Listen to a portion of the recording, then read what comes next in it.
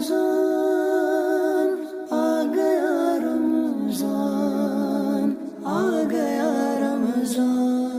अस्सलामु अलैकुम वरहमतुल्लाहि वबरकातुहू। प्यारे बच्चों, आपने चूंटियों को तो देखा होगा। ये आपके घर के लॉन में होती हैं, दीवारों पर चल रही होती हैं, कहीं कोई मीठी चीज पड़ी हो तो वहाँ भी आ जाती हैं। ये देखने में तो छोटे छोटे कीड़े हैं, मगर इनको अल्लाह पाक ने बड़ी समझ अता फरमाई है। ये चूंटियाँ मेहनती होती हैं और बड़ी डिसिप्लिन के साथ रहती हैं, मिलजुल कर रहती हैं और मिलजुल कर काम करती हैं। और हैरत की बात यह है कि इन चूंटियों की एक मलका भी होती है जो इन्हें इंस्ट्रक्शंस देती है। प्यारे बच्चों, चूंटियाँ अपना खाना जमा करने में माहिर होती हैं और अपना खाना किस तरह महफूज रखना है इसके लिए प्लानिंग करती हैं। चूंटियाँ गंदम जमा करती हैं, अगर भीगी गंदम हो तो उसे खुश्क करती हैं, फिर ऐसे तरीके से रखती है कि आइंदा ना भीग सके और 2 टुकड़ों में काट कर रखती है ताकि उग ना सके। और धनिया को नहीं काटती कि वो साबुत भी नहीं उगता। प्यारे बच्चों, कुरान पाक की एक सूरत का नाम नमल है। नमल अरबी ज़बान में चूंटी को कहते हैं। इस सूरत का नाम चूंटी के नाम पर इसलिए रखा गया है क्योंकि इस सूरत में एक चूंटी का एक वाकया बयान हुआ है। वो वाकया ये है कि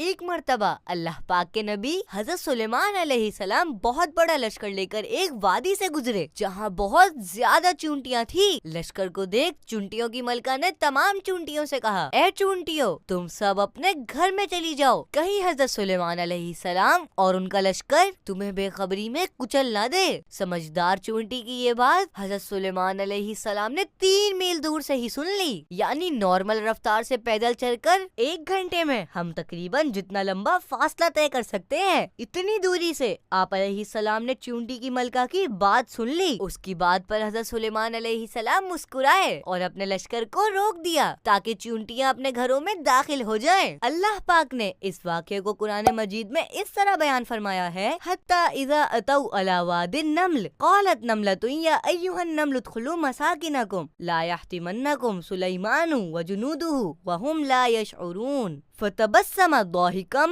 मिन कौलिहा।